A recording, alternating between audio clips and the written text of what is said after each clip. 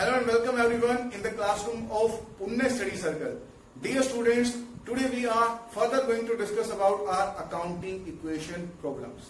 In last lecture, we have discussed that what do we mean by accounting equation or how many types of accounting equations do exist. As many accounts we are having, that many accounting equations may exist. Accounting equation shows the mathematical equality between two sides of an account.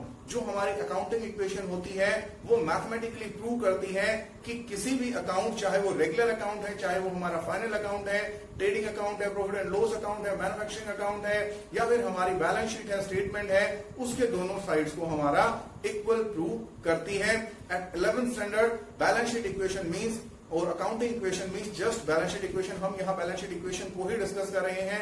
We state that the left hand side called liability side always stand to equal to the right hand side called asset side. Assets और liability sides हमारे बराबर होते हैं. यहाँ भी हमने mention किया है total liabilities is equal to total assets. Total liabilities may further be classified as internal liability and external liability. You may call them capital and liabilities, and assets may also be classified as fixed assets and current assets. तो यहां बेटे आज हम दो और accounting problem discuss करने जा रहे हैं. फर्स्ट जो हमने अकाउंटिंग प्रॉब्लम लिखी है, give one example of each of this. ये जो हमारे ट्रांजैक्शंस दिए गए हैं इनमें से हर एक का एक एग्जांपल आपको पुट फोर्थ करना है ताकि आप उसके इफेक्ट को अकाउंटिंग इक्वेशन पर समझ सकें. सेकेंड जो हम अकाउंटिंग प्रॉब्लम डिस्कस करेंगे, that means you need to recognize that what kind of accounts are these accounts which are mentioned on the board. ये जो अकाउंट मैंने मेंशन किए हैं यहाँ बोर्ड पर, ये किस प्रकार के अकाउंट्स हैं, whether they are real account, personal account और nominal account. और उसी प्रकार से अगर इंक्रीज और डिक्रीज होता है इन अकाउंट्स के अंदर तो आप कौन सी साइड में रिकॉर्ड करेंगे, whether you would record that on the debit side or credit side. So आइए सबसे पहले स्टार्ट करते हैं फर्स्ट प्रॉब्लम से. Give an example of increase in assets as well as liability. कोई भी एग्जांपल दे ट्रांजैक्शन का जिसकी वजह से liabilities, that means external liabilities भी इंक्रीज हो जाए और हमारे एसेट्स भी इंक्रीज हो जाए. Buying goods on credit. अगर हम उधार में सामान खरीदते हैं तो लायबिलिटी साइड में हमारे क्रेडिटर्स इंक्रीज हो जाते हैं और एसेट साइड में हमारा स्टॉक या गुड्स हमारे इंक्रीज हो जाते हैं. ऐसे ही when we borrow from some financial institution, जब किसी बैंक से या किसी वित्तीय संस्थान से हम पैसे उधार लेते हैं तो लोन या एडवांस क्रिएट हो जाता है लायबिलिटी साइड में, जबकि हमारा कैश भी इंक्रीज हो जाता है एसेट साइड में. Second problem is decrease in assets and liability. ऐसी कोई ट्रांजैक्शन जिससे लायबिलिटी भी डिक्रीज हो जाए हमारी और हमारी एसेट्स भी डिक्रीज हो जाए साइमल्टेनियसली. सो यहां आप बोल सकते हैं कि अगर हम क्रेडिटर्स को पे ऑफ कर दें, उनका भुगतान कर दें, या फिर हम लोन या एडवांसेस की रिपेमेंट कर दें, उनको रिडीम कर दें, तो हमारे एसेट्स और लायबिलिटी एक साथ डिक्रीज हो जाएंगे. फिर हम बात करते हैं increase in assets and capital. यहां पर हम इंटरनल लायबिलिटी और एसेट्स की बात कर रहे हैं. मतलब जब आप कोई बिजनेस स्टार्ट करते हैं कैश इन्वेस्ट करके, तब हमारी एसेट्स और कैपिटल दोनों एक साथ बढ़ते हैं. या आप बोल सकते हैं जब संस्था को प्रॉफिट होता है तो हमारा कैश क्वांटम भी बढ़ जाता है या डेटर्स भी बढ़ जाते हैं और हमारा कैपिटल भी इंक्रीज हो जाता है. जबकि हमें लॉस होता है तब क्या होता है, हमारी कैपिटल भी डिक्रीज हो जाती है और हमारे एसेट्स भी डिक्रीज हो जाते हैं. फिर बात करते हैं decrease in assets and capital. यहाँ अनदर एग्जांपल आप लोग दे सकते हो.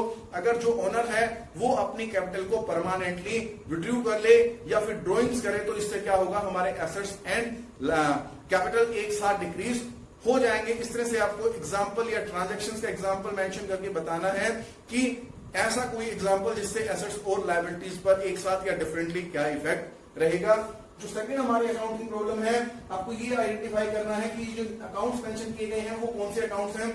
As I have already told you and taught you that accounts are of three types of, according to British accounting system, that are going to be real account, personal account and nominal account. All the assets accounts are called nominal account. Sorry, all the assets account are called real account. जो भी हमारे assets के खाते होते हैं वो सारे के सारे real account होते हैं. जैसे फर्नीचर है, land, building, plant, machinery, cash हो गया, हमारा इन्वेंट्रीज हो गया, डेटर्स हो गया, बीआर हो गया. ये सारे के सारे प्रीपेड एक्सपेंसेस वगैरह क्या होते हैं, हमारे रियल अकाउंट होते हैं. In case of real account we debit what comes in and we credit what goes out. जो आता है, जो संपत्ति हमारी इंक्रीज होती है उसको डेबिट करते हैं, जो संपत्ति हमारी डिक्रीज होती है उसको हम क्रेडिट करते हैं. In case of personal account we are having rule of debit the receiver and credit the giver. जिसको प्राप्त होता है उस व्यक्ति को या संस्था को हम डेबिट करते हैं और जो भुगतान करता है उसको हम क्रेडिट करते हैं. In case of nominal account, nominal accounts are all those account which are related to income, expense, loss and gains, so यहाँ जो हमारे एक्सपेंस एंड लॉसेस होते हैं they are always debited and incomes and gains are always credited. आय को और लाभ को हम हमेशा क्रेडिट करते हैं, जबकि हानि को और खर्च को या एक्सपेंडिचर को हम हमेशा डेबिट करते हैं। तो यहां जैसा फर्नीचर आपको दिख ही रहा है, furniture is going to be a real account. सबसे पहले आप अकाउंट को आइडेंटिफाई करें। Rent paid is going to be an expense account. Rent paid हमारा खर्चा होता है। कमीशन रिसीव या रेंट रिसीव, अगर हमें कोई आय मिलती है तो हमारी इनकम होती है। वो इनकम अकाउंट्स कौन से होते हैं? एक्सपेंस अकाउंट भी हमारे नॉमिनल अकाउंट होते हैं और इनकम अकाउंट भी हमारे नॉमिनल अकाउंट्स होते हैं। Salary paid nominal account again, क्योंकि एक्सपेंस हमारे लिए।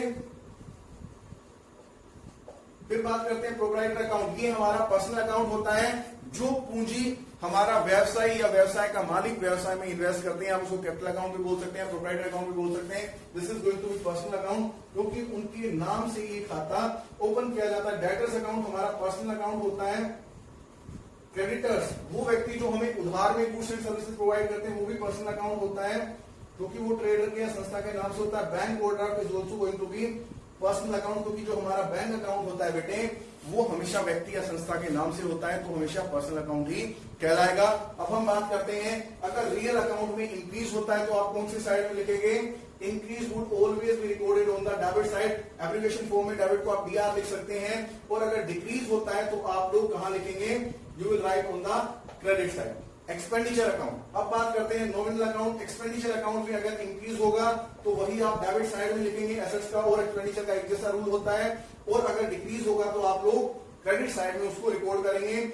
इनकम में अगर इंक्रीज होता है तो अपोजिट होता है क्रेडिट। इनकम में इंक्रीज होगा तो आप क्रेडिट करेंगे, और अगर डिक्रीज होगा तो आप लोग डेबिट करेंगे। सैलरी पेड नॉमिनल अकाउंट है और एक्सपेंस अकाउंट है। इंक्रीज है तो डेबिट और डिक्रीज है सो क्रेडिट। प्रोप्राइटर अकाउंट हमारा पर्सनल अकाउंट है। पर्सनल अकाउंट का रूल आपको पता है, debit the receiver and credit the giver. अगर इन्होंने पैसे इन्वेस्ट किए हैं तो इनके अकाउंट को क्रेडिट किया जाएगा, और अगर इन्होंने कोई विड्रॉल किया है then we need to debit his capital और करंट अकाउंट। डेटर्स अकाउंट हमारा पर्सनल अकाउंट है। अगर डेटर्स इंक्रीज होते हैं, दैट मींस अगर हम गुड्स एंड सर्विसेज को क्रेडिट में सेल करते हैं, उधार में सेल करते हैं, we need to debit them. अगर वो पेमेंट कर देते हैं, डिक्रीज हो जाते हैं, तो हम उनको क्रेडिट करेंगे। क्रेडिटर के केस में क्या होता है? अगर क्रेडिटर बढ़ते हैं तो अपोजिट होता है, दैट मींस क्रेडिट होता है। और अगर वो डिक्रीज होते हैं, हम उनको भुगतान कर देते हैं, तो डेबिट हो जाता है। बात करते हैं बैंक ओवरड्राफ्ट की। बैंक ओवरड्राफ्ट अगर इंक्रीज होगा, लायबिलिटी है कैपिटल की तरह, तो क्रेडिट होगा, और अगर डिक्रीज होगा तो हमें उसे डेबिट करना पड़ेगा। अकाउंट का फॉर्मेट आपको सिंपली पता है, वी आर हैविंग जनरली और traditionally T format account. The left hand side is called debit side and right hand side is called credit side. Increase in real account will always be recorded on the debit side and decrease in real account will be recorded on the credit side. Increase in personal account, वो हमारा personal account debit और creditor का अलग अलग होता है। Debtor का अगर हमारा पर्सनल अकाउंट इंक्रीज होता है, या एसेट्स का पर्सनल अकाउंट हमारा इंक्रीज होता है तो डेबिट साइड में, डिक्रीज होता है तो क्रेडिट साइड में। जबकि लायबिलिटी का अगर हमारा पर्सनल अकाउंट इंक्रीज होता है तो क्रेडिट साइड में, और अगर वो डिक्रीज होता है तो डेबिट साइड में। Then we talk about nominal account. Expense और हमारा लॉस अगर इंक्रीज होता है तो डेबिट साइड में, डिक्रीज होता है तो हमारा क्रेडिट साइड में। जबकि जो हमारा गेन्स और इनकम्स है, इंक्रीज होता है तो क्रेडिट में, और अगर डिक्रीज होता है तो हमारा डेबिट साइड में रिकॉर्ड किया जाएगा। Now we are going to discuss an additional problem before concluding our chapter accounting equation. I am sure that so far what I have taught you must have learn it. Now let's discuss about another kind of problem that is related to the format of account of debtor, creditors and capital. Students, here we have specific problem related to the format of accounts. So let's read and try to learn what this problem is asking about. हम problem को study करते हैं। Put the following on the proper side of respective account. हमें यहाँ एक particular account create करना है, और ये जो ट्रांजेक्शंस हैं इनके इफेक्ट को उस पर्टिकुलर अकाउंट के करेक्ट साइड में हमें रिकॉर्ड करना होगा। फर्स्ट आता है हमारा सोल्ड गुड फॉर कैश ₹60,000। यहाँ आपको दिख रहा है we are having two accounts involve. Very first that is the account of stock and second that is of the cash. बेटे यहाँ क्वेश्चन में स्पेसिफिकली हमारे तीन अकाउंट्स के बारे में पूछा गया है, cash account, debtor account and credit account. Cash account आपका एक रियल अकाउंट होता है, इंक्रीज होता है तो हमारा डेबिट और डिक्रीज होता है तो हमारा क्रेडिट, वेयर एज जो डेटर अकाउंट और क्रेडिटर अकाउंट होते हैं वो पर्सनल अकाउंट होते हैं अपोजिट नेचर के साथ। डेटर्स में अगर इंक्रीज होता है, क्योंकि डेटर का नेचर हमेशा एसेट्स में होता है, करंट एसेट्स में, और क्रेडिटर का नेचर हमेशा करंट लायबिलिटी में होता है। तो डेटर में हमारा एसेट्स वाला रूल लगेगा जो हमारा अमेरिकन अकाउंटिंग सिस्टम है, increase in asset will be recorded on the debit side and decrease will be recorded on the credit side. Whereas liability account की बात करें, अगर लायबिलिटी में इंक्रीज होता है तो क्रेडिट साइड में, और डिक्रीज होता है तो हमारे डेबिट साइड में। आपको पता है अमेरिकन अकाउंटिंग सिस्टम में 5 तरह के अकाउंट होते हैं, code, assets account, liabilities account, income account, expense account and capital account. वहां पर ब्रिटिश सिस्टम में 3 तरह के अकाउंट होते हैं, real account, personal account and nominal account. So दोनों को मिक्स करके क्वेश्चन दिया गया है। यहां हमने फर्स्ट ट्रांजेक्शन में डील किया, sold goods for cash ₹60,000। So cash हमारा इंक्रीज होना चाहिए, बिकॉज रियल अकाउंट का रूल होता है debit what comes in and credit what goes out. Asset भी है और रियल अकाउंट भी है। सो हम कहां देखें इसको, debit side of cash account में। यहां मैंने कैश अकाउंट क्रिएट किया, फॉर्मेट आपको पता है, first column is related to the date, जिस डेट में हमने ट्रांजैक्शन को किया है, ये जर्नल से पोस्टिंग की जाती है अकाउंट्स के अंदर। फिर हमारा पर्टिकुलर ट्रांजैक्शन के अपोजिट अकाउंट का नेम, फिर हमारा जर्नल फॉइल, मतलब जिसको जहां पर ओरिजिनली रिकॉर्ड किया गया होगा ट्रांजैक्शन को, फिर अमाउंट डेबिट, ऐसे ही date, particular, journal folio and amount credit. ये हमारा डेटर्स अकाउंट है, फॉर्मेट बिल्कुल सेम है, लेकिन रूल हमारे एसेट्स और लायबिलिटी अकाउंट में अपोजिट हो जाते हैं। एसेट अकाउंट में इंक्रीज डेबिट साइड में, वहीं लायबिलिटी अकाउंट में इंक्रीज क्रेडिट साइड में रिकॉर्ड किया जाता है। क्रेडिटर्स हमारे लायबिलिटीज होते हैं, वहीं डेटर्स हमारे एसेट्स होते हैं। तो यहाँ ये 60,000 रुपए हम यहाँ पर रिकॉर्ड करेंगे। किस नाम से रिकॉर्ड करेंगे, सेल्स। जनरल एंट्री क्या रहेगी इसके लिए, cash account debit to sales. So cash account के डेबिट साइड में रिकॉर्ड करेंगे किस नाम से, टू सेल्स। डेट हमें यहाँ दे नहीं रखे हैं, then we will ignore that. To sales ₹60,000, 60,000 रुपए की सेल्स हमने की और कैश में की, तो कैश अकाउंट इन्वॉल्व हो गया। Sold goods to Hari for ₹20,000। देखो यहाँ पर कैश मेंशन नहीं किया गया, सिर्फ ये कहा गया है कि हरी को हमने ₹20,000 के गुड्स क्रेडिट में सेल्स किए गए। क्रेडिट में मेंशन नहीं है तब भी आप इसको क्रेडिट ही मानेंगे, क्योंकि जब तक कैश मेंशन ना किया जाए आप उस ट्रांजैक्शन को कैश नहीं मान सकते। So in case we are making sale to Hari on credit, Hari will become our debtor. Hari हमारा डेटर बन जाएगा, वो हमारा देनदार बन जाएगा, पैसे देकर जाएगा क्योंकि उसको उधार सामान बेचा गया है। ये हमारा डेटर अकाउंट है, आप इसको हरी अकाउंट भी लिख सकते हो क्योंकि हरी हमारा डेटर रहेगा। कितने का सामान बेचा है हरी को, ₹20,000। डेटर अगर हमारा इंक्रीज होता है तो हम डेबिट में लिखते हैं। अगर कैश में हम गुड्स बेचते तो एंट्री हमारी क्या होती है, कैश टू सेल्स। लेकिन अब उधार में बेचा है तो क्या होगा, हरी अकाउंट डेबिट। कैश तो आया नहीं, आया कौन, हरी। हरी अकाउंट डेबिट टू सेल्स। तो हरी अकाउंट के डेबिट साइड में हम लिखेंगे वही टू सेल्स। अमाउंट ₹20,000, 20,000 रुपए हरी से हमारे रिसीवेबल है। Hari owes 20,000 to our firm. Then next transaction, purchase of goods from Mohan 36,000। यहां पर लिखा गया है तो मोहन से गुड्स हमने परचेज की हैं कितने अमाउंट के, 36,000 की। जब हम कैश मेंशन नहीं पाते हैं ट्रांजैक्शन के अंदर तो उस समय हमें ये मानना पड़ता है that transaction has made on credit basis. So यहाँ 36,000 रुपए के गुड्स मोहन से उधार में खरीदे गए हैं। In that case Mohan would become our creditor, वो हमारा लेनदार बन जाएगा, उसको भुगतान भविष्य में करना पड़ेगा। तो हम क्रेडिटर अकाउंट के क्रेडिट साइड में रिकॉर्ड करेंगे क्योंकि इससे लायबिलिटी हमारी बढ़ गई है। अगर एसेट बढ़ती तो हम किस साइड में रिकॉर्ड करते हैं, डेबिट साइड में। लायबिलिटी बढ़ेगी तो क्रेडिट साइड में। इसके लिए जनरल एंट्री क्या रहेगी हमारी, परचेज अकाउंट डेबिट, क्योंकि परचेज हमारे गुड्स आए हैं। एक्सपेंस अकाउंट होता है, परचेज तो बढ़ता है तो डेबिट करते हैं। एंड टू मोहन, लायबिलिटी भी हमारी बढ़ गई है, लायबिलिटी बढ़ती है तो क्रेडिट। तो टू मोहन लायबिलिटी साइड में लिखेंगे, क्रेडिट साइड में लिखेंगे, लेकिन किस नाम के साथ लिखेंगे, परचेज के नाम से। अकाउंट का रूल आपको बताया है, अकाउंट के अंदर जो हमारे डेबिट साइड होती है उसमें हम प्रीफिक्स यूज करते हैं टू, और क्रेडिट साइड में हम प्रीफिक्स यूज करते हैं बाय। नेम अपोजिट ही आता है ट्रांजैक्शन को जो पोस्ट करते हैं। तो यहां हम लिखेंगे परचेज 36,000। पता चल गया कि हमने मोहन के अकाउंट को क्रेडिट किया है, मोहन हमारा क्रेडिटर है परचेज की वजह से। Next transaction, purchase of goods from Mohan for cash. देखो यहाँ कैश मेंशन कर रखा है, मतलब ये कैश अकाउंट में जाएगी। परचेज अकाउंट या सेल्स अकाउंट या क्रेडिटर डेटर में वही जाते हैं। तो क्रेडिट ट्रांजैक्शन होते हैं, डेबिट ट्रांजैक्शन कभी भी हमारे, या कैश ट्रांजैक्शन कभी भी हमारे वहां नहीं जाते हैं। यहाँ हमने मोहन से सामान तो खरीदा है लेकिन कैश में खरीदा है। So Mohan name has no relevance है, मोहन का कोई भी नेम का रिलीवेंस यहाँ नहीं रह जाता। सिंपली हमें क्या करना पड़ेगा, बाय परचेज, कैश हमारा चला गया और गुड्स हमारे पास आ गए, ₹10,000। फिर नेक्स्ट ट्रांजेक्शन है हमारी कैश रिसीव्ड फ्रॉम हरी। हरी अगर हमें कोई भुगतान करेगा तो दोनों जगह लिखा जाएगा, ये कैश में भी लिखा जाएगा और हरी में भी लिखा जाएगा। एंट्री क्या आएगी, कैश अकाउंट डेबिट, कैश हमारे पास आ गया, वही हरी को हम उस अमाउंट से that is going to be 10,000 से डिक्रीज कर देंगे। एंट्री रहेगी कैश टू हरी।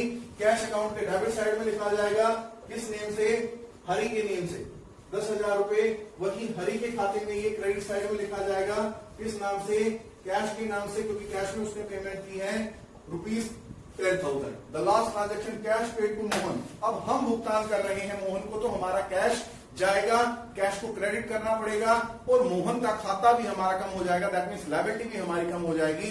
तो लायबिलिटी कम होगी तो लायबिलिटी के डेबिट साइड में लिखेंगे, यहां हमारी एंट्री क्या रहेगी, Mohan account debit to cash. तो मोहन के खाते में हम डेबिट साइड में लिखेंगे किस नाम से, कैश। पेमेंट कर दी मोहन को कितनी, 28,000 रुपीज।